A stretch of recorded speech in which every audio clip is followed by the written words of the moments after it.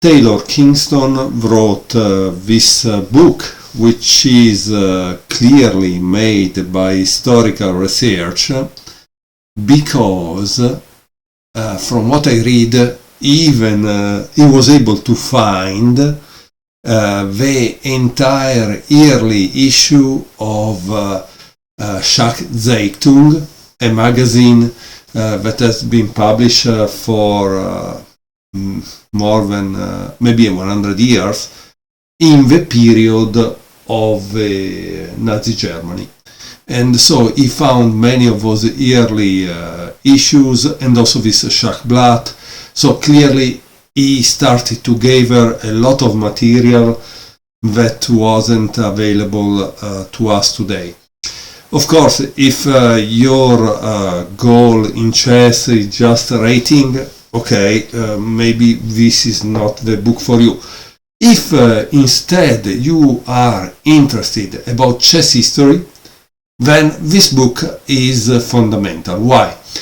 Because, for example, in my case, when I started to play chess, I read a lot of opinions on how Alekhine was a collaborator of the Nazis and he was very bad and blah blah blah blah blah blah. And probably was true, because they show these articles that were clearly written by a totalitarian regime person, no? A person that lives in a totalitarian regime and believes those lies of the propaganda. In this case, I think there were some lies about how the Jewish people were not so good in chess and blah blah blah blah blah blah. Now, it doesn't matter. The point for me is the following. I didn't really believe that Alekhine wrote those things. Not because he didn't actually write them, but because he was clearly, one, a world champion, and so he was more intelligent than the few, right? But at the same time had clearly some bad experiences in his life. For example, in World War I, from what I remember, he was captured and sent to a prisoner camp. In the prisoner camp, he was at a certain point made a death threat. He was sent to a killing squad. And then they liberated him. I don't know if it was a kind of joke, a bad joke or something, but can you imagine to be in front of someone that is going to shoot you and then they let you go?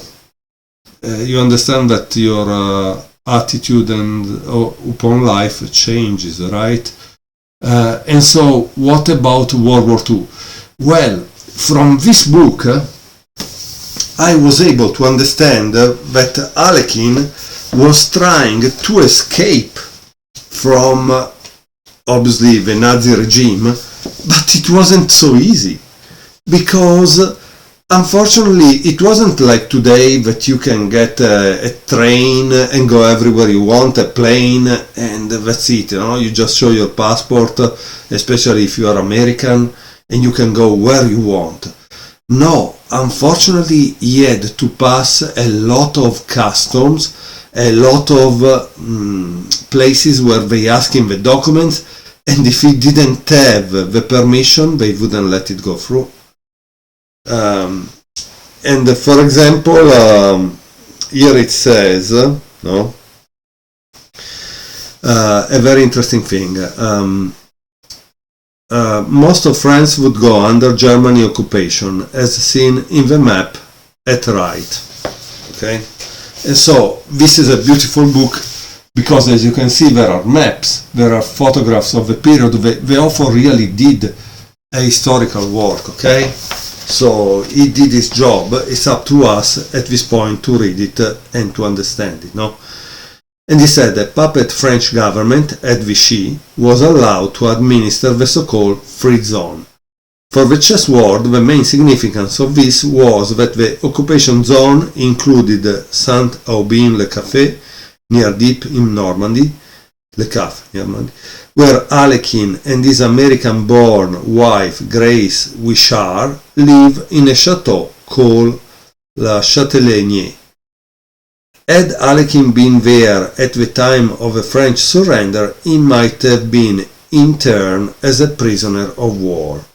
Fortunately, he was in the unoccupied zone and was officially demobilized in late June. Meanwhile, the Germans took over Le Châtellenie, forcing his wife to move into an adjoining farmhouse. As you can see, it's not like today that they give you eviction, then you can fight it with a lawyer and maybe you don't go out of the house. No, the Germans were kind of more fast to the point. If you didn't move, they probably would shoot you, okay? At some point in July, Alekhine, through the Cuban consulate in Marseille, cabled Havana attempting to reopen negotiations for a title match. And this is interesting too, because I thought he didn't want to give a match to Capablanca. Instead, here it says that he wants because he wants to escape. And so the story is totally different, right? Capablanca later claimed that he was only using the pretext of a match to obtain an exit visa from France, and said he should have applied for a visa to Argentina, where financing was available. Still, it seems that Alekhine's request for a visa to enter Cuba was granted by Jaime Marinet, the Minister of Sport. However, that was not the only document Alekhine needed. Additionally, to get from France to Portugal, an exit visa from Vichy, France was necessary, which in turn required presenting a transit visa from Spain, which required an entry visa from an overseas country. While Marinet had apparently granted him the latter, the other documents would not be forthcoming for some time yet, and there was the matter of obtaining them for his wife as well. So Alekhine, probably unhappily, remained in France for the rest of the 1940, at first rejoining his wife at Saint-Aubin-le-Caf, then in October heading to Paris. So here it says, thus the war champion, though not exactly a captive of the Reich, came to live, so to speak, under its roof, as a perhaps honored but closely watched guest, whose freedom of movement was somewhat constrained. So you understand, this is a simple part that you can read. I am honestly interested in more about Alekhine because I read something about him. Fisher said that he was really a genius with very difficult plans. I thought it didn't make sense that he was a Nazi collaborator.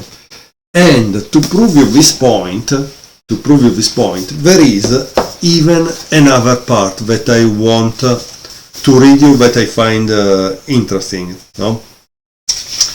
Because it shows you that also the Nazis were not naive, okay?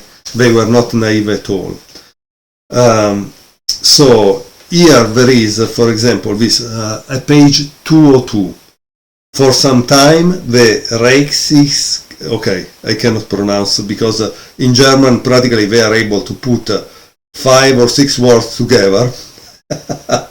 It's Reichssicherheitsamt. It's the Reich Security Main Office, acronym RSHA, had been compiling a dossier on Alekhine because Alekhine tried to make them believe that he's a good collaborator, but they don't believe it. And why?